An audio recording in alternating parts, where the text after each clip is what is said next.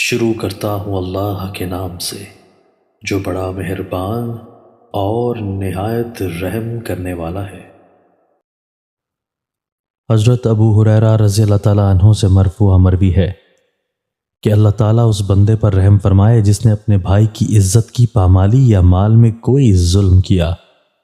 پھر قیامت کے دن پکڑے جانے سے پہلے اس کے پاس آیا اور اس سے معافی مانگ لی، اور وہاں نہ کوئی دینار ہوگا نہ درہم۔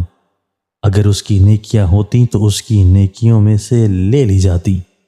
اور اگر نیکیاں نہیں ہوتیں تو ان کے گناہ فرشتے کے اوپر لاد دیے۔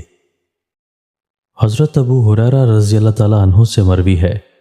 انہوں نے کہا کہ میں نے رسول اللہ صلی اللہ علیہ وآلہ وسلم سے سنا، فرما رہے تھے،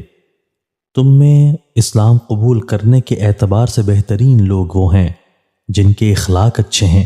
جب وہ سمجھ بوجھ حاصل کر لیں۔